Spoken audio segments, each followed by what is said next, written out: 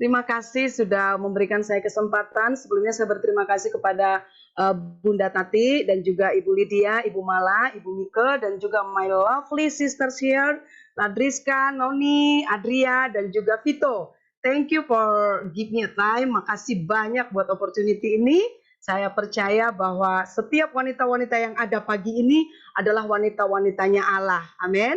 Nah, pagi hari ini saya without further ado, saya ingin membagikan kepada setiap kita satu tema yang saya percaya kalau kita mendengar nama J-Hope, Life Center, Reva, itu tentang identity. Dan kita tahu begitu banyak tentang identity yang sudah kita dengar. Dan hari ini kita akan mendengarkan tentang tema yang saya mau bagikan, yaitu identity and purpose. Nah, saya minta tolong Vito untuk kita boleh sama-sama lihat di dalam firman Tuhan hari ini, yaitu tentang identity and purpose. Oke, next gitu. Di dalam Matius 5 ayat 13 sampai 16. Next slide please. Dikatakan di sini, kamu adalah garam dunia. Jika garam itu menjadi tawar, dengan apakah ia diasinkan? Tidak ada lagi gunanya selain dibuang dan diinjak orang. Kamu adalah terang dunia. Kota yang terletak di atas gunung tidak mungkin tersembunyi. Lagi pula, orang tidak menyalakan pelita lalu meletakkannya di bawah gantang, melainkan di atas kaki dian sehingga menerangi semua orang di dalam rumah itu. Demikianlah hendaknya terangmu bercahaya di depan orang, supaya mereka melihat perbuatanmu yang baik dan memuliakan Bapamu yang di surga. Nah, Bapak Ibu, di sini ada dikatakan repeating word, yaitu 2 kali dikatakan dunia. Kata dunia ini berasal dari bahasa Yunani, yaitu next Vito, yaitu adalah GE. Yaitu kalau mungkin kita pernah waktu belajar ada kata geografi ya. Boleh next slide-nya Vito? Nah, di sini dikatakan GE adalah tempat di mana kita berpijak atau berdiri. Nah, seringkali kita mendengar kamu adalah garam dunia, kita berpikir tentang dunia yang besar, dunia yang jauh, dunia yang mungkin kita tidak pernah di sana. Tapi hari ini kita mau sama-sama belajar bahwa kata dunia di sini adalah tempat kita berpijak. Saudara ada di rumah, itu dunia saudara. Saudara ada di pasar, saudara ada di marketplace, saudara ada di pelayanan saudara, di gereja, di pergaulan saudara, itulah dunia saudara. Nah, saya itu pernah pergi ke pasar Bapak Ibu. Waktu itu saya ingin membeli sayur. Nah, biasanya itu si Arta itu kecenderungannya adalah suka menawar. Lalu saya mau menghampiri sebuah kios, lalu waktu saya mau ngomong nih, mau nawar sayur ya, tiba-tiba sebelum saya ngomong, tiba-tiba orang itu bilang, Ibu kan pembicara wanita bijak. Akhirnya saya tidak jadi menawar barang itu Bapak Ibu, karena saya pikir, waduh, mereka sudah tahu saya siapa. Nah, waktu itu saya juga pernah meeting dengan teman-teman saya di satu restoran. Pada waktu itu kami ngobrol banyak hal karena kami mau ada acara. Tiba-tiba ada 2 orang suami istri menghampiri kami. Lalu dikatakan seperti ini, thank you for sharing, karena saya sangat diberkati dengan apa yang kalian diskusikan. Saudara bisa bayangkan, tanpa kita sadari, orang-orang di sekeliling kita mendengar bagaimana kita bicara, apa yang kita sedang pertontonkan tiap-tiap hari. Nah, waktu itu saya shock, saudara. Karena apa? Kadang-kadang kita tidak sadar, ada orang-orang di belakang kita yang mendengar ucapan kita. Nah, hari ini saya mau kasih tahu, identitas yang diberikan oleh Tuhan kepada kita adalah garam dunia. Garam di mana kita berpijak, di dunia mana. Jadi kita jangan berpikir, oh kalau kita itu garam dunia berarti dunia yang luas. Jadi saudara, saya mau kasih tahu ibu-ibu yang menjadi ibu rumah tangga, tahukah kita bahwa dimanapun kita berada, itu adalah dunia kita berpijak. Nah saudara, di sini slide berikutnya Vito. Tuhan memberikan kita 2 identitas yang baru, yaitu garam dan juga terang.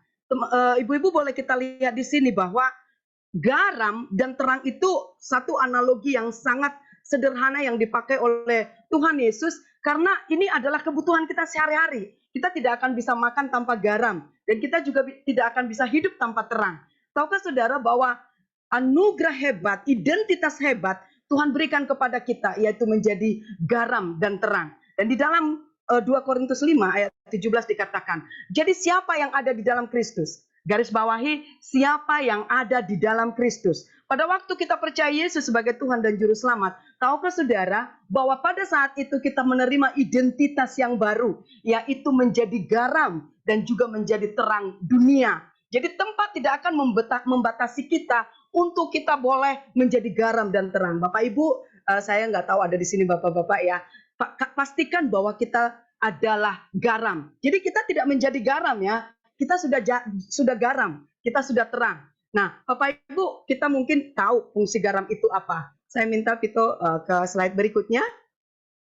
Apa fungsi garam? Nah, ibu-ibu rumah tangga yang ada di sini pasti tahu apa sih fungsi garam itu. Tapi ternyata fungsi garam ini ada di ayat-ayat Alkitab loh, Bapak Ibu. Dari katakan di sini, fungsi garam itu memberikan cita rasa. Di dalam Ayub 6 ayat 6 dikatakan apa artinya makanan yang hambar. Nah, ibu-ibu, kita sebagai garam, saudara saya ingatkan lagi, sebagai garam, tidak menjadi garam. Kita sudah jadi garam. Kita harus bisa memberikan cita rasa kepada dunia yang sedang mengalami kehambaran hari-hari ini. Di mana pandemik ini membuat orang mulai tawar hati, mulai kehilangan kekuatan, kehilangan pengharapan. Nah, Anda dan saya diberikan Tuhan identitas yang baru. Be a salt, kita harus memberikan cita rasa yang membuat mereka menjadi orang-orang yang mengerti tujuan hidup mereka. Yang kedua, fungsi garam adalah mencegah kebusukan. Nah, saudara, pada zaman dulu, di zaman purbakala, tidak ada kulkas. Lalu mereka akan memakai garam untuk mengawetkan makanan, untuk mencegah kebusukan. Bukankah di sekitar kita begitu banyak kejahatan yang terjadi?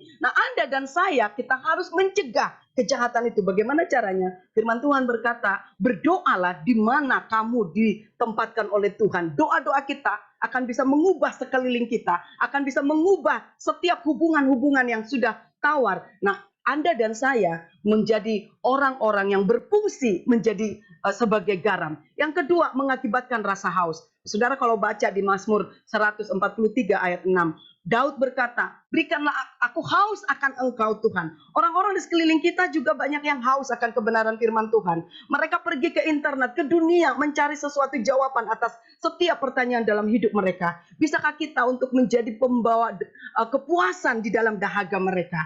Nah, saudara, ini saya rindu setiap kita put in our mind, kita adalah garam dunia. Yang kedua dikatakan ini adalah lambang perjanjian yang mengikat dan kekal. Kalau saudara nanti bisa kita baca di dalam Imamat 2 ayat 13. Ini garam itu berfungsi untuk mengawetkan, betul? Dan garam itu melambangkan kesetiaan Tuhan kepada umatnya. Garam itu melambangkan perjanjian garam. Nah, mungkin ibu-ibu pernah mendengar itu di dalam Imamat, bagaimana suku-suku tertentu menjadikan garam itu menjadi lambang untuk menjalin hubungan antara persahabatan. Saudara tahu bahwa zaman dulu garam itu adalah bernilai berharga sekali. Bahkan kalau mereka membeli sesuatu barang, mereka barter itu dengan garam. Pastikan saudara, kita ini garam yang diberikan Tuhan, identitas hebat, dan kita harus berfungsi. Karena mari buka di dalam Imamat 2 ayat 13, Vito. Di sini dikatakan seperti ini Bapak Ibu. Dan tiap-tiap persembahanmu yang berupa korban sajian, haruslah kau bubuhi garam. Janganlah kau lalaikan garam perjanjian Allahmu dari korban sajianmu. Beserta segala persembahanmu, haruslah kau persembahkan garam. Segala persembahan khusus yang persembahan kudus yang dipersembahkan orang Israel kepada Tuhan, aku berikan kepadamu dan kepada anak-anakmu laki-laki dan perempuan bersama-sama dengan engkau. Itulah suatu ketetapan untuk selama-lamanya. Itulah suatu perjanjian garam untuk selama-lamanya di hadapan Tuhan bagimu serta bagi keturunanmu. Saudara, kita selama ini hanya mengetahui firman ini. Kamu adalah garam dunia. Kamu adalah terang dunia. That's all. Tapi kita harus tahu, kita itu berfungsi dengan sangat hebat. Identitas yang Tuhan berikan kepada kita adalah identitas yang luar biasa, yang dunia tidak akan bisa berikan kepada kita. Nah, saudara, kita mau lihat apa itu garam. Next, please, Vito. Garam dalam bahasa Yunani disebut halas. Apa itu halas, ibu-ibu? Arti halas di sini, next please, adalah pengaruh.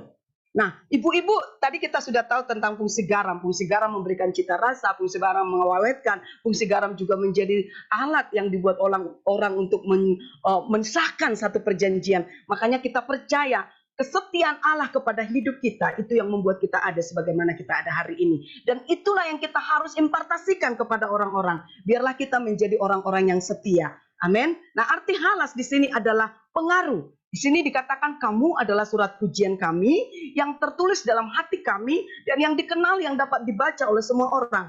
Karena telah ternyata bahwa kamu adalah surat Kristus yang ditulis oleh pelayanan kami. Ditulis bukan dengan tinta, tetapi dengan roh dari Allah yang hidup. Bukan pada loh batu, melainkan pada loh daging, yaitu dalam hati manusia.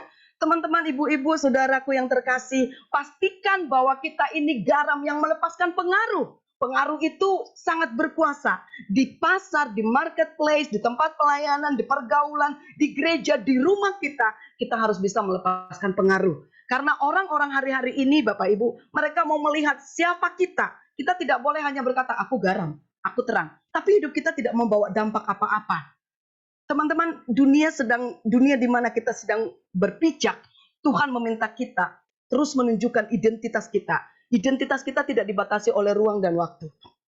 Kita harus tahu bahwa kita harus menjadi orang-orang yang membawa pengaruh. Bagaimana dengan hidup kita di rumah? Apakah anak-anak kita bersyukur mempunyai mama seperti kita? Karena hidup kita membawa pengaruh kepada mereka. Apakah anak-anak putri kita berkata, one day I want to be like my mom? Apakah anak-anak kita melihat sesuatu keteladanan di mana keteladanan hari-hari ini jarang ditemukan? Nah, Bapak Ibu, ibu-ibu yang terkasih, kita harus tahu bahwa kita harus melepaskan pengaruh. Saya bisa melihat, kita bisa melihat apalagi di zaman sekarang, begitu banyak YouTuber, betul? Mereka membawa pengaruh. Persoalannya adalah pengaruh apa yang mereka bawa. Tapi kalau kita, identitas kita jelas.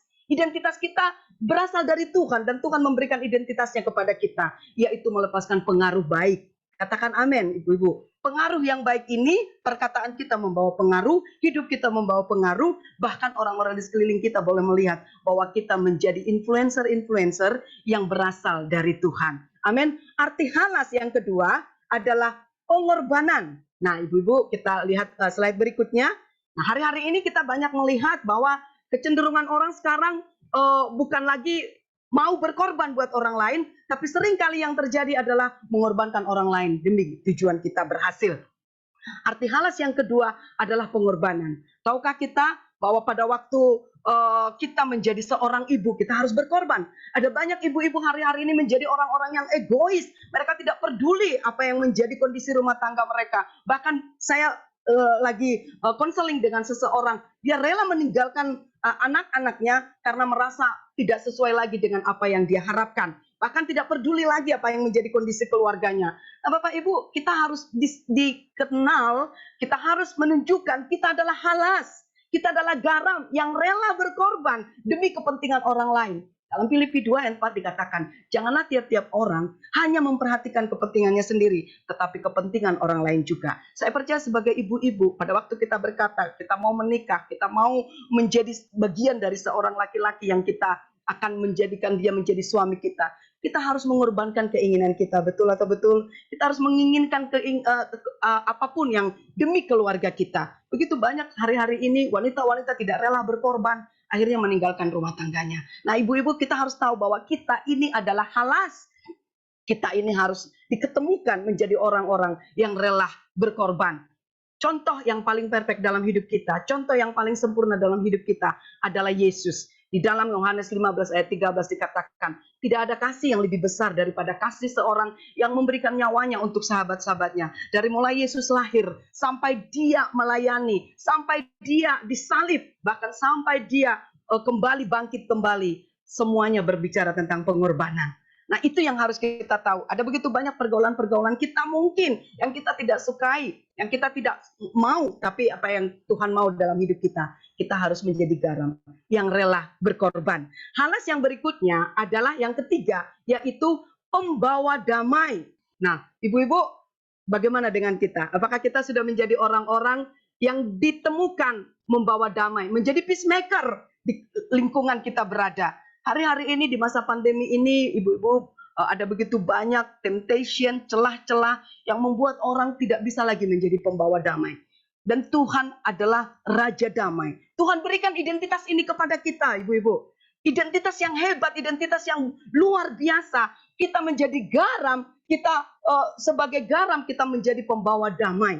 Seperti yang saya katakan bahwa banyak orang sekarang begitu cepat emosional. Betul, sedikit saja sudah langsung emosinya tersulut. Bahkan kita lupa bahwa kita diberikan Tuhan identitas baru, identitas hebat, yaitu kita menjadi pembawa damai. Baru-baru ini saya juga konseling dengan seorang wanita yang dia sudah mau meninggalkan suami dan anak-anaknya. Dia berkata kayaknya lebih bagus bercerai. Kalau kita lihat dulu, kita tanya mereka, kenapa kau menikah dengan dia? Lalu yang mereka sebutkan, oh karena kami cocok. Tiba-tiba mereka dengan berjalannya waktu, mereka memasuki pernikahan mereka mulai berkata, kayaknya kami mau mengakhiri pernikahan ini. Kenapa? Karena kami sudah sering cekcok. Dari cocok mulai cekcok. Nah ini yang menjadi orang-orang yang tidak bisa menjadi pembawa damai. Saya percaya bahwa setiap kita yang berumah tangga tidak ada yang lepas dengan konflik, betul? Tapi pertanyaannya adalah siapa yang menjadi inisiator yang menjadi pembawa damai? Saudara, saya mau kasih tahu bahwa be a salt, garam itu tidak hanya sekedar perkataan. Kita semua tahu bahwa fungsi garam itu membuat cita rasa. Bagaimana dengan kita ibu-ibu? Apakah kita menjadi troublemaker? Apakah kita menjadi orang-orang yang tidak menyukai damai? Ada banyak orang hari-hari ini hubungannya rusak. Bahkan kita banyak mendengar tingkat perceraian yang paling tinggi di masa pandemi ini, ibu-ibu. Kita tidak tahu kenapa mereka bisa menceraikan suami. Dan ini yang paling sedihnya adalah bukan bapak-bapak lagi yang menggugat cerai istrinya, tapi udah istri-istri yang mencerai suaminya. Karena merasa tidak lagi menerima apa yang mereka inginkan. Nah makanya saya katakan, waktu kami tadi briefing, Bunda Tati bilang, we have to accept the reality. Ini yang harus kita punya, accepted the reality. Kita harus menerima kenyataan, suami kita, pasangan kita, mereka bukan malaikat. Apapun kekurangan mereka, apapun kelebihan mereka, we have to accept that. Kita harus berhenti expect apa yang kita perlukan. Nah ini yang membuat kita menjadi pembawa damai, ibu-ibu. Katakan amin. Nah banyak sekali rumah tangga yang hancur karena kita selalu ingin mengekspek, menuntut. Kenapa suamiku tidak mau mengerti? Kenapa suamiku tidak mau menerima apa adanya ini? Ada begitu banyak rumah tangga yang hari-hari ini bukan makin menjadi baik karena sudah stay home lama, tapi karena terlalu lama mungkin menjadi bosan, menjadi boring. Akhirnya apa? Menjadi orang-orang yang troublemaker. Dan Tuhan berkata kepada kita di masa pandemi ini, we have to going back to our true identity. Dan true our identity is only in Christ alone, yaitu pembawa damai. Dan ternyata pembawa damai ini bukan hanya cukup sebagai pembawa damai, ibu-ibu, tapi kita harus bisa mempertahankan damai. Mari kita buka di dalam Markus 9 ayat 50. Dikatakan di sini, garam memang baik, tetapi jika garam itu hambar, dengan apakah kamu mengasinkannya? Hendaklah kamu selalu mempunyai garam dalam dirimu, selalu hidup berdamai yang seorang dengan yang lain. Luar biasa nggak ibu-ibu? Ini adalah identitas kita.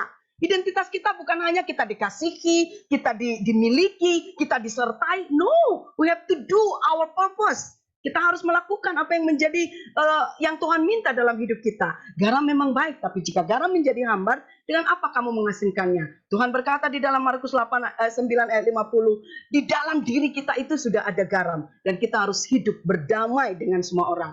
Saya berdoa setiap kita yang mungkin punya hubungan yang sedang terganggu hari-hari ini, we have a relationship issue. Mari kita menjadi inisiator pertama untuk membawa damai. Supaya rumah tangga kita itu menikmati hari-hari ini apa yang Tuhan akan berikan kepada kita. Tuhan gak akan bisa memakai kita kalau hidup kita tidak memiliki damai. Dan ingat ibu-ibu, bahwa Tuhan Yesus adalah Prince of Peace. Dia adalah Raja Damai itu. Bahkan di dalam Roma 12 ayat 18 dikatakan, sedapat-dapatnya, kalau hal itu bergantung padamu, hiduplah dalam perdamaian dengan semua orang. Di dalam NLT dikatakan gini, do all that you can to live in peace with everyone. Wow, senang sekali toh kalau kita masuk rumah kita full of peace. Bener nggak? Tidak ada yang suka di antara kita yang crowded, yang kacau. Tapi kita harus bisa menjadi pembawa damai, mempertahankan damai itu. Nah, saya mau kasih tahu, ingatkan kembali, halas, garam, identitas yang diberikan oleh Tuhan. Yang ketiga itu adalah kita harus siap sedia menjadi a peacemaker, pembawa damai dimanapun kita berada. Halas yang berikutnya adalah bijaksana. Nah, ibu-ibu kita bisa lihat di sini ya. Yang pertama tadi bahwa kita harus bisa melepaskan pengaruh. Yang kedua kita harus rela berkorban. Yang ketiga kita harus bisa menjadi pembawa damai dan mempertahankan damai. Yang keempat bijaksana. Arti garam itu adalah bijaksana. Jadi ibu-ibu saya mau kasih tahu, identity yang Tuhan berikan kepada kita is not only a salt, tapi kita harus menjadi orang-orang yang diketemukan bijaksana. Alangkah senangnya kalau ada orang-orang datang kepada kita, Karena mereka tahu ada kebijaksanaan di dalam diri kita. Amin.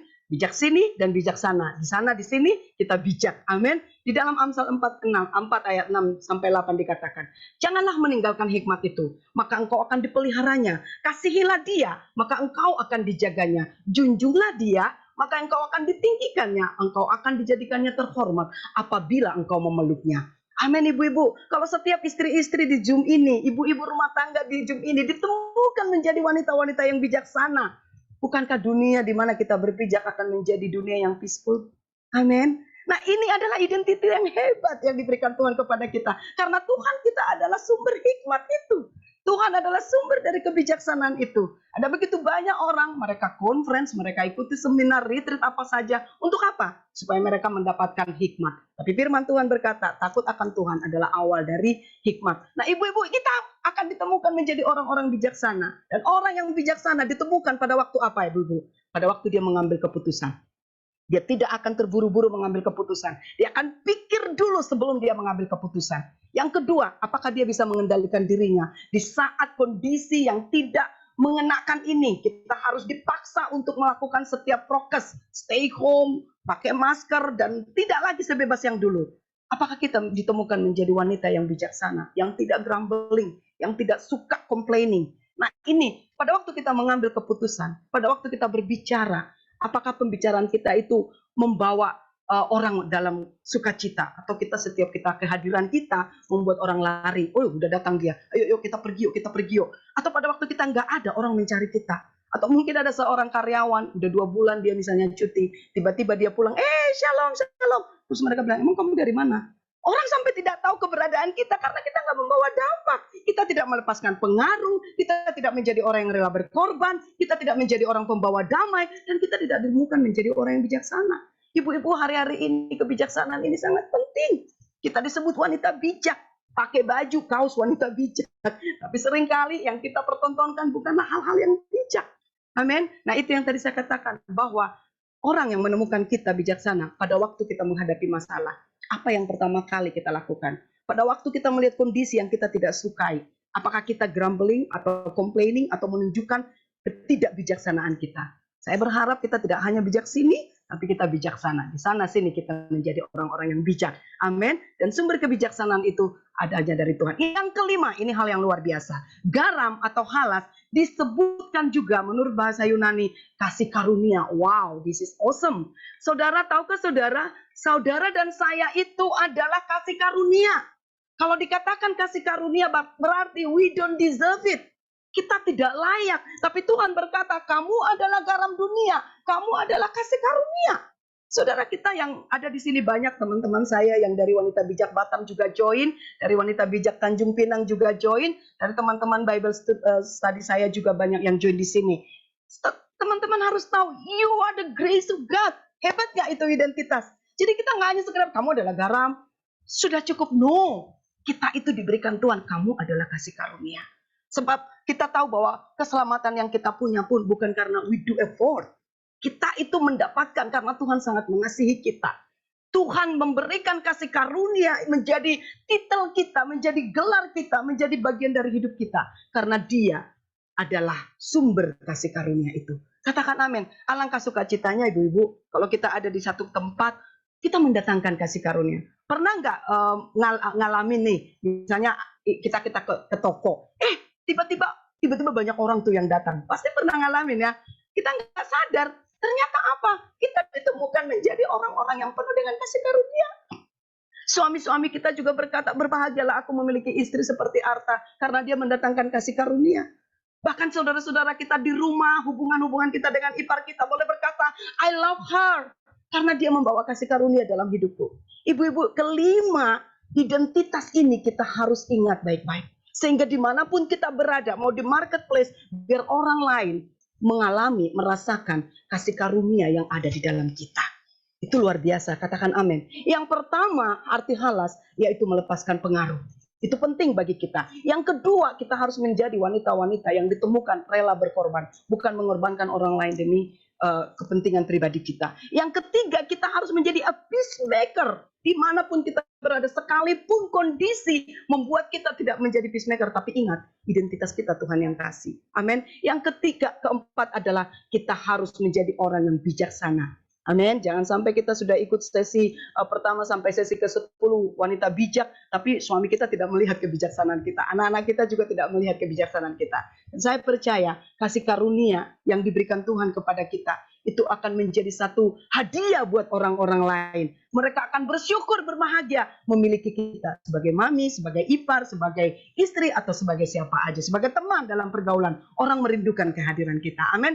Oke, kita masuk yang ke berikutnya. Apa yang terjadi jika kita tidak melakukan fungsi kita? Di dalam firman Tuhan dikatakan di sini, kita akan tawar. Yang kedua adalah kita akan dibuang dan diinjak. Tidak ada satu orang pun di antara kita yang mau dibuang. Katakan amin. Tidak ada satu orang pun di antara kita yang mau diinjak. Tapi apa kata firman Tuhan? Apabila garam itu sudah tidak bisa lagi diasinkan, dia akan tawar, dia akan dibuang dan diinjak. Slide berikutnya, Vito. Saudara, kita tahu di sini, Tuhan sudah memberikan kita gelar ini. Katakan amin. You and me, kita itu menjadi garam dunia. Jadi kita tidak menjadi garam dunia. Betul? Nah, Tuhan mau kita tidak menjadi tawar.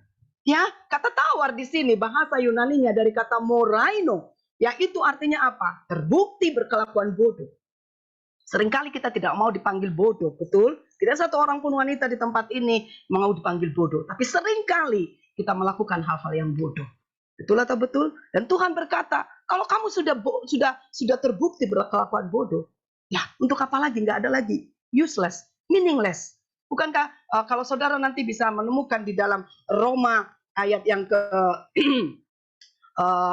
tentang bagaimana Tuhan Injil Paulus mengatakan bahwa kita menjadi orang-orang yang bodoh. Ada banyak orang yang karena doanya tidak dijawab, akhirnya mereka meninggalkan Tuhan. Saya baru beberapa tahun yang lalu, mungkin saudara pernah dengar, ada sebuah gereja besar yang mungkin kalau kita sebut namanya, itu kita pasti connect dengan itu. Lalu tiba-tiba seorang komposer lagu, tiba-tiba dia umumkan, I'm not a Christian anymore. Kita kaget ibu-ibu. Kenapa dia memilih untuk tidak mau menjadi orang Kristen? Lalu dia divorce istrinya, lalu dia bergabung dengan LGBT. Itu karena apa? Karena kita sudah menjadi tawar. Kata tawar itu artinya moraino, terbukti berkelakuan bodoh. Bahkan mungkin yang kita berkata kita sudah mengenal Tuhan, kita sudah tiap hari ke gereja, tapi pada waktu masalah datang, kita lari kemana? Atau ke dukun kah? Atau kita mau mengakui bahwa kayaknya ada orang pintar di sana. Kita menganggap orang pintar itu lebih pintar dari Tuhan. Itu kita berkelakuan bodoh, ibu-ibu. Nah, saudara, apapun yang terjadi di masa pandemi ini, biarlah kita tetap menjadi garam. Tidak ada satu orang pun di antara kita yang menjadi tawar. Itu yang Tuhan mau, jangan menjadi tawar, jangan berkelakuan bodoh. Ada begitu banyak anak-anak kita di sekeliling kita, ibu-ibu. Mereka berlaku bodoh karena apa? Mereka tidak menemukan keteladanan di rumah tangga kita.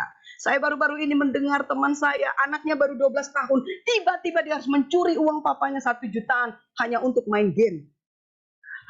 Dan bahkan ada orang-orang yang sudah ikut LGBT. Ibu-ibu, ini kita harus lepaskan kepada anak-anak kita. Kamu adalah garam. Kamu adalah terang. Nah, dikatakan kata tawar di sini hilang kekuatan. Ada begitu banyak wanita, saking pahitnya hidupnya, tidak lagi punya kekuatan untuk mengampuni orang lain. Tuhan berkata, jangan kamu menjadi tawar, karena kalau garam itu tawar, dia dibuang, dia diinjak.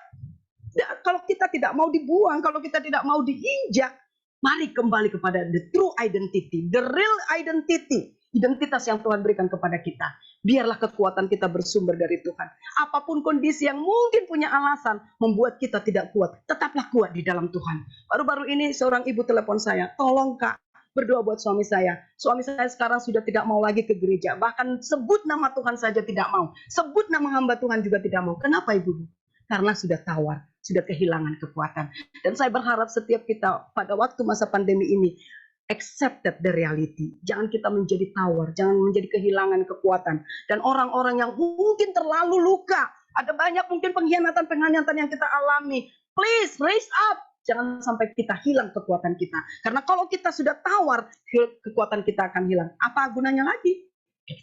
Kita akan dibuang. Kalau kita nggak mau dibuang, kalau kita nggak mau diinjak-injak orang, back to your real identity. Ya, yang berikutnya kita menjadi tumpul. Apa itu tumpul? Ya, kata tawar di sini tumpul. Kalau tumpul tidak akan bisa dipakai lagi, betul? Yang bisa dipakai adalah pisau tajam. Tiap hari kita berdoa kepada Tuhan, Tuhan pertajam pendengaranku mendengar suaramu. Tapi kalau hidup kita penuh dengan kepahitan, kekecewaan, kemarahan, kegeraman, bagaimana mungkin Tuhan bisa memakai hidup kita? Kita nggak akan bisa jadi garam. Kita akan useless, kita akan meaningless. Tapi hari ini saya percaya Roh Kudus yang akan memampukan kita untuk kita menjadi orang-orang yang tajam, untuk kita menjadi orang-orang yang penuh dengan kekuatan, untuk kita menjadi orang-orang yang tidak berkelakuan bodoh. Yang berikutnya adalah tidak rohani, itu tidak ilahi. Artinya apa, Ibu-ibu? Seringkali kita berpikir kalau orang itu dikatakan ilahi atau misalnya rohani, oh kalau dia aktif di gereja, kalau dia aktif di persekutuan-persekutuan. Tahukah saudara, arti tidak rohani di sini adalah apabila hidup kita tidak melepaskan pengaruh, apabila hidup kita tidak rela berkorban, apabila hidup kita tidak membawa damai, apabila hidup kita tidak ditemukan bijaksana, apabila hidup kita tidak menjadi kasih karunia bagi orang lain. Itulah yang membuat kita tidak rohani. Yang berikutnya, kita masuk ke dalam poin yang berikutnya, yaitu dikatakan di dalam Matius 5 ayat 6. Demikianlah hendaknya terangmu bercahaya di depan semua orang, supaya mereka melihat perbuatanmu yang baik dan memuliakan Bapamu yang di surga. Di dalam Matius 5 ayat yang ke-14 dikatakan, kamu adalah terang dunia. Ibu-ibu dengar, menjadi kita adalah garam, kita adalah terang, itu identitas kita. Katakan amin. Itu bukan prestasi, itu identitas.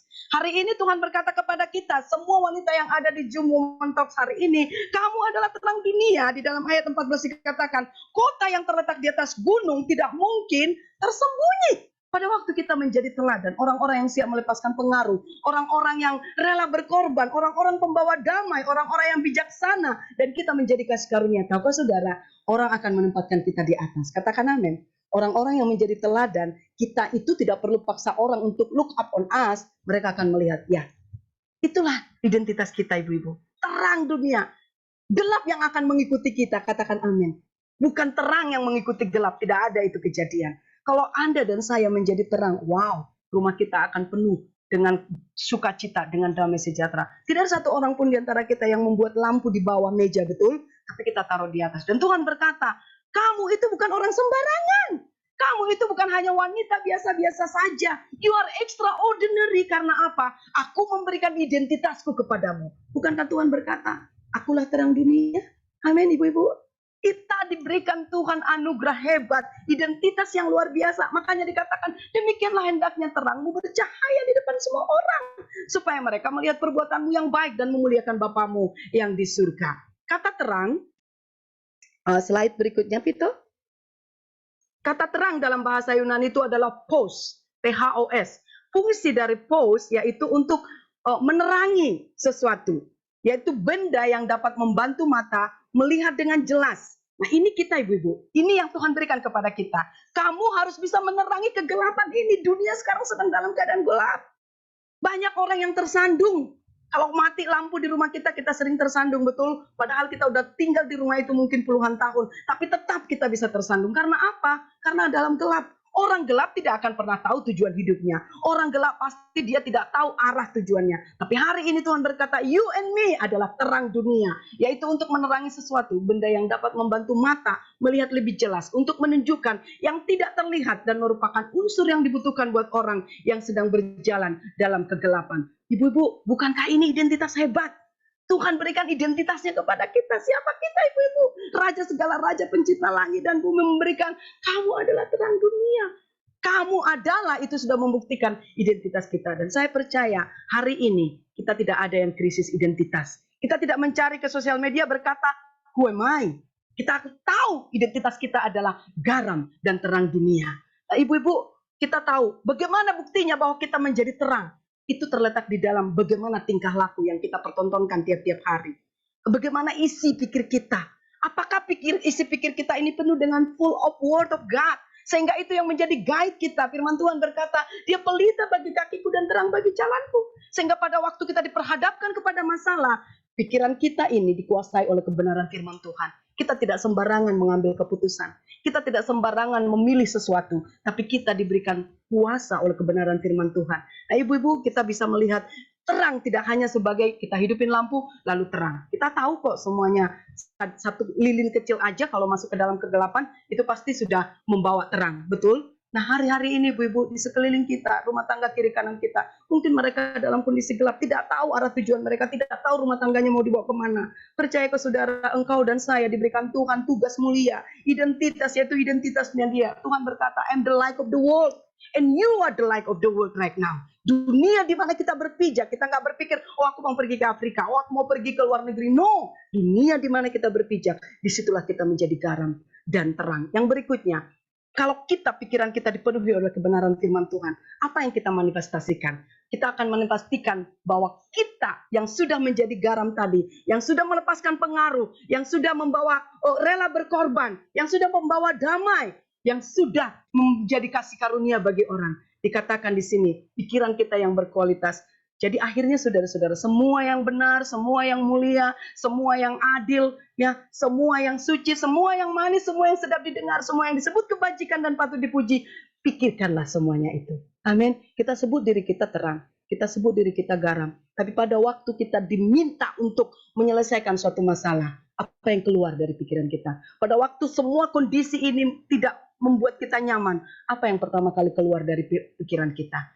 Ibu-ibu, ini adalah inventaris buat pikiran kita, ya. Kalau dikatakan inventaris itu kan daftar milik, dan biarlah ke-8 ini menjadi daftar milik kita. Pada waktu ada temptation membuat kita tidak bisa berpikir benar, berpikir mulia, berpikir adil, berpikir suci dan manis dan sedap didengar, yang disebut kebajikan patut dipuji, kita memilih untuk tetap ada di dalam inventaris pikiran kita. Amin. Yang berikutnya dikatakan apa itu manifestasi terang? Di dalam 1 Petrus 2 ayat 9. Nah, saya senang sekali dengan ayat ini, ibu-ibu, karena ini saya dapatkan pada waktu saya berumur 14 tahun. Dikatakan manifestasi dari pikiran yang dipenuhi dengan firman Tuhan.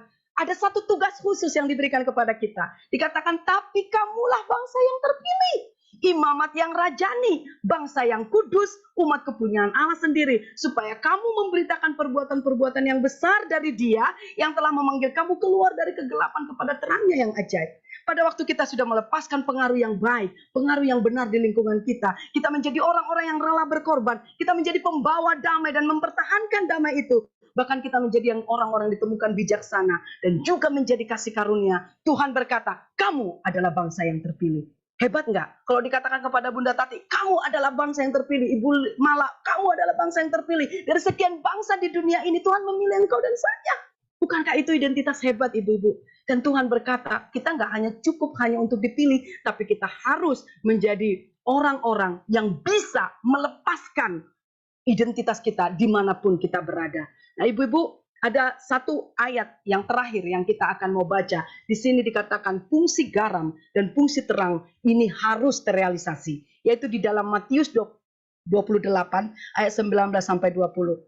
Dikatakan di sini, pada waktu kita sudah tahu identitas kita garam, apa yang kita lakukan? Apakah cukup untuk di rumah kita saja? No, karena itu pergilah. Jadikanlah semua bangsa muridku. Baptislah mereka dalam nama Bapa, Anak, dan Roh Kudus, dan ajarlah mereka melakukan segala sesuatu yang telah kuperintahkan kepadamu, yang kamu sudah jadi pengaruh, yang sudah menjadi berkat, yang sudah menjadi teladan. Ini waktunya. Kamu harus tahu bahwa kamu harus pergi menjadikan semua bangsa muridku. Hari-hari ini ibu-ibu kita perlu komunitas. Katakan amin. Tanpa komunitas yang sehat, hidup kita akan menjadi boring dan kita cepat berputus asa. Hari ini ibu-ibu saya rindu setiap kita menjadi berkat bagi banyak orang. Apapun situasi, kondisi, tidak akan pernah menghentikan kita menjadi garam. Katakan amin. Tidak ada alasan buat kita, aku tidak mau menjadi garam, aku tidak mau menjadi terang. Karena garam itu nggak perlu dipaksa, dia sudah jadi garam. Katakan amin. Terang itu tidak perlu melakukan effort untuk diakui sebagai terang. Dia sudah jadi terang. Sama dengan kita ibu-ibu, dengan pertolongan Roh Kudus, kemampuan Roh Kudus, keinginan untuk dipakai oleh Tuhan. Dan saya percaya hari ini, biarlah kita dimanapun kita berada, di bumi, di dunia kita berpijak, kita tahu identitas kita. Our real identity yaitu menjadi garam dan terang bagi sekeliling kita. Amin. Mari kita berdoa. Kami bersyukur kepadamu Tuhan buat identitas hebat yang Tuhan berikan bagi kami. Biarlah setiap kebenaran firman yang kami dengar pagi hari ini membuat kami bangkit, membuat kami mengakui bahwa hidup kami berarti, berharga bagimu. Wanita-wanita yang sederhana Engkau akan pakai menjadi wanita-wanita extraordinary apabila kami sudah bisa melepaskan pengaruh hebat bagi sekeliling kami, bagi rumah tangga kami. Kami menjadi orang-orang yang rela berkorban, bukan mengorbankan orang lain demi tujuan kami. Kami menjadi orang-orang peacemaker, menjadi orang yang suka berdamai, bahkan mempertahankan damai itu. Bahkan kami menjadi orang-orang yang ditemukan bijaksana. Keputusan-keputusan kami, pilihan-pilihan dalam hidup kami, orang akan melihat kami menjadi orang yang bijaksana. Bahkan kami Tuhan menjadi kasih karunia bagi suami kami, anak-anak kami, tetangga kami, teman-teman sepelayanan. Bahkan di marketplace orang akan berbahagia mengenal kami, memiliki kami. Bapak tolong kami untuk kami juga boleh menjadi terang. Kami mau ditempatkan di tempat yang Tuhan sudah tentukan, yaitu di atas, supaya perbuatan-perbuatan Tuhan yang Tuhan sudah kerjakan dalam hidup kami impartasikan kepada orang-orang di sekeliling kami. Terima kasih Roh Kudus buat identitas hebat yang Kau berikan. Kau berikan DNA-Mu kepada kami, Kau berikan identitas-Mu kepada kami, sehingga tidak ada satu orang pun wanita di tempat ini yang look down on themselves, tapi mereka boleh berkata, yes, I'm the salt and the light of the world. Terpuji namamu Tuhan, Kau memberkati seluruh tim Women Talks, Bunda Tati, Ibu Mala, dan juga Ibu Lydia, dan juga Ibu Mike, dan bahkan semua wanita-wanita hebat, Ladriska, Ria, bahkan Tuhan Noni, dan juga anak-anakmu yang lain, Vito, Tuhan Engkau memberkati. Terpuji namamu Bapa. Kami kembalikan hormat, pujian, syukur, kemuliaan bagimu. Dalam nama Tuhan Yesus, setiap kita yang mengasihi Tuhan, yang terus mau jadi garam dan terang bagi dunia, kita katakan, amin.